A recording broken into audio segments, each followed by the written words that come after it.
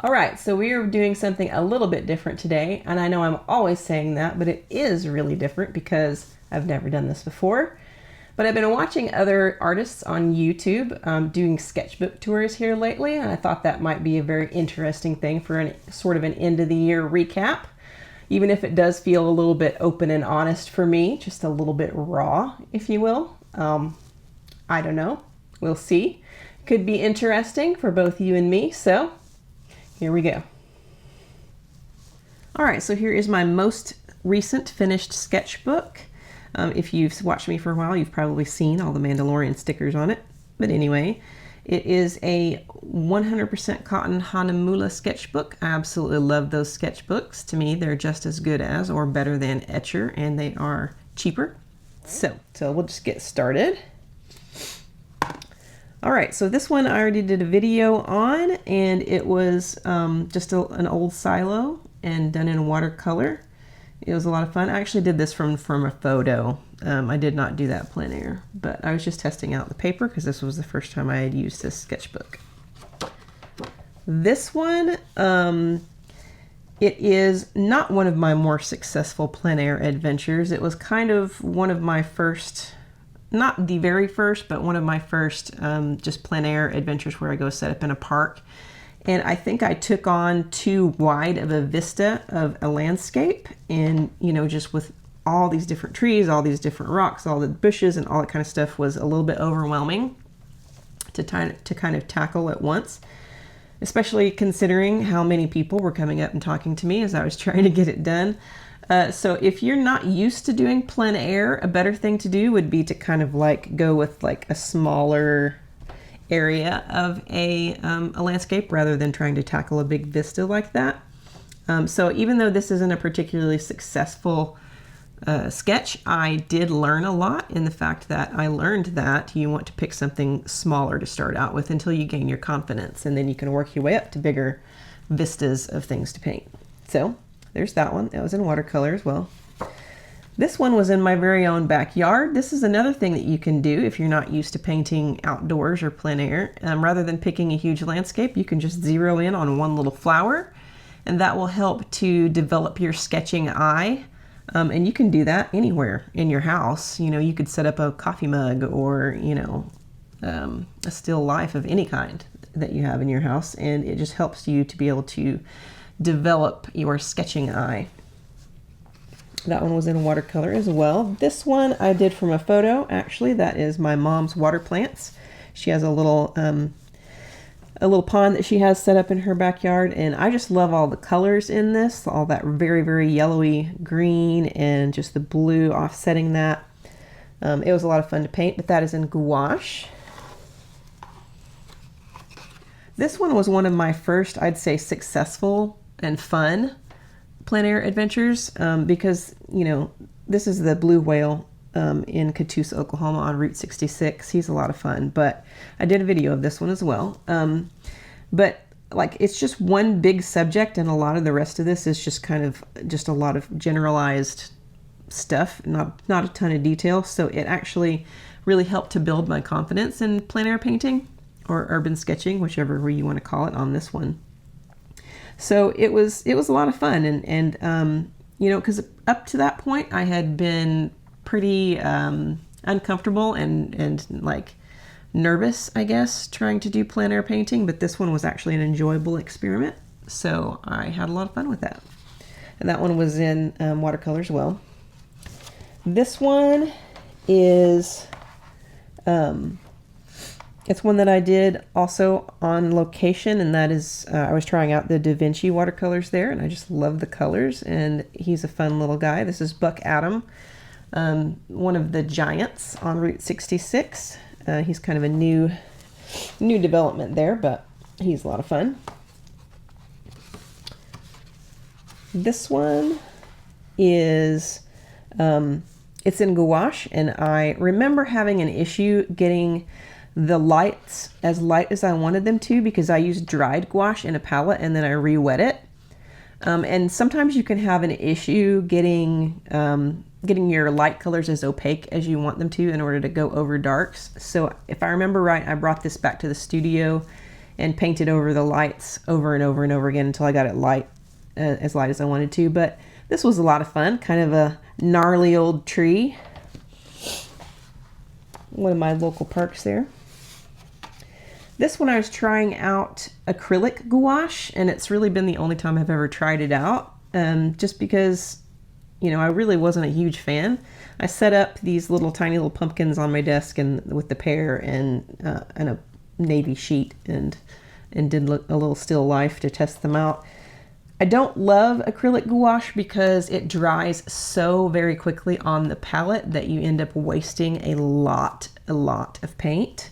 And I'm not used to that anymore because I haven't painted in acrylic in a long time. Well, a long time, probably 5 years. So I'm just used to watercolor and traditional gouache being able to be reactivated. So I like, you know, it's just out of my wheelhouse these days. But I don't think it's an unsuccessful painting.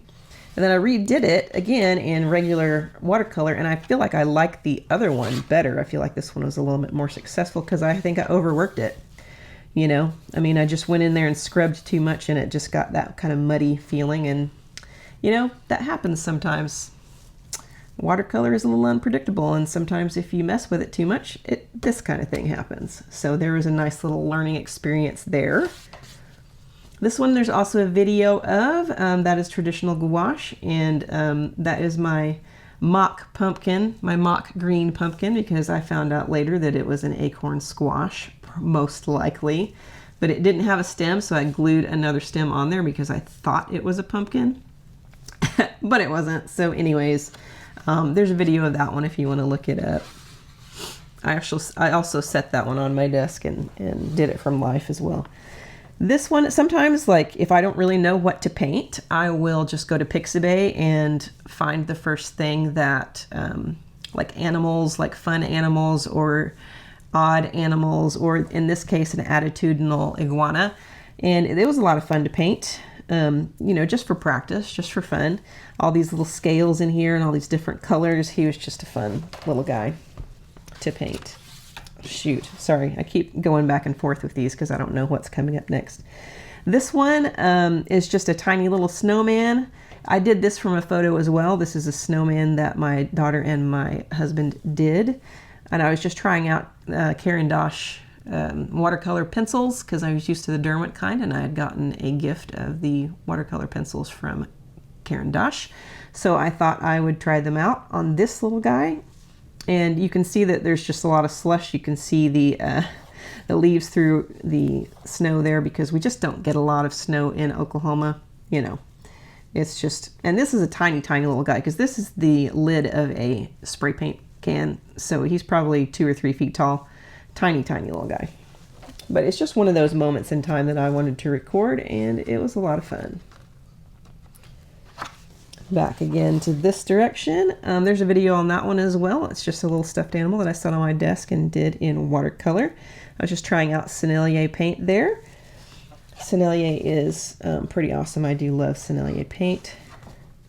This one I did at my mom's house, and I don't know whose moms or grandmas don't have one of these old tomato pin cushions, but everyone in my family always has had. And so I was just there one day and decided to document this, and it's a lot of fun. You know, I was also trying out the Schmincke paints for the first time. I think it was just a little triad of colors, and maybe, well, no, I think it was just 3 primaries. So that was a little exercise in painting with primaries. And this is part of what I love about sketchbooks, is that you can just document a moment in time, and, you know, someday, somewhere down the line, you can come back and look at this again, and it will just be one of those warm and fuzzy memories. This one here was a Valentine's chocolate box that my husband got for me, and I set it on the desk and attempted to do you know, a painting of it in gouache. I like the way the ribbon came out because you can tell it's kind of that real textury, satiny ribbon, but I do feel like the perspective is off. Like, it doesn't look like it's laying flat. It looks like it's kind of, you know, tilted upward like this. Don't think I got the perspective right. And on this side over here, I tried to remedy that, and I think I made it worse. my intention was to come back and finish that someday, but I just never got around to it because, I have a full-time job and a family. So, I moved on to other things as well. This one was done in gouache from a pot of flowers on my desk as well, and that was fun. I did record that. Maybe I'll do a video of that someday, but haven't as of yet.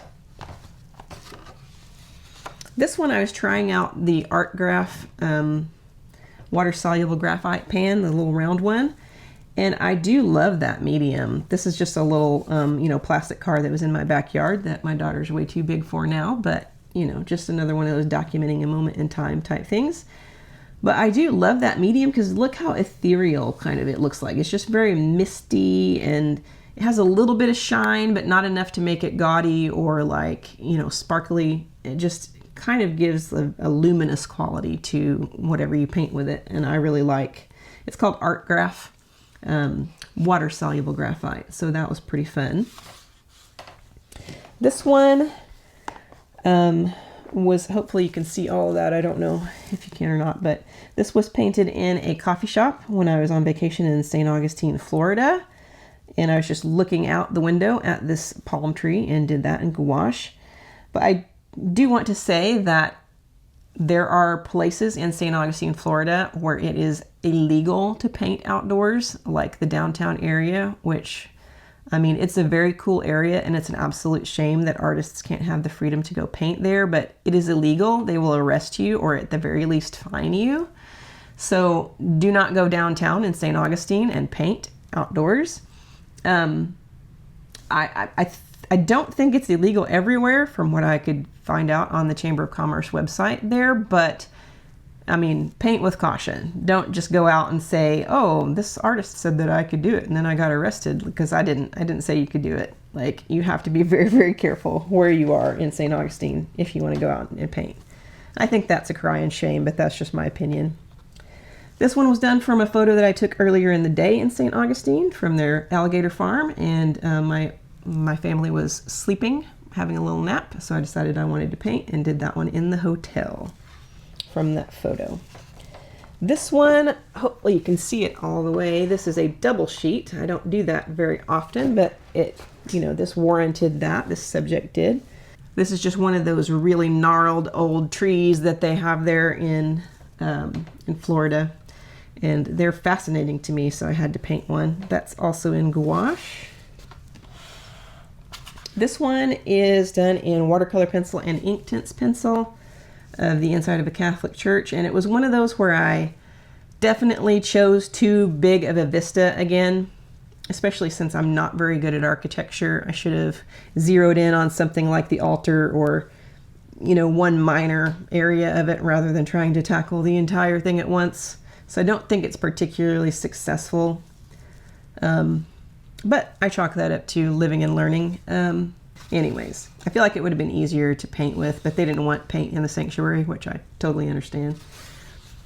There's this one. There's also a video of that one from a local park here in gouache.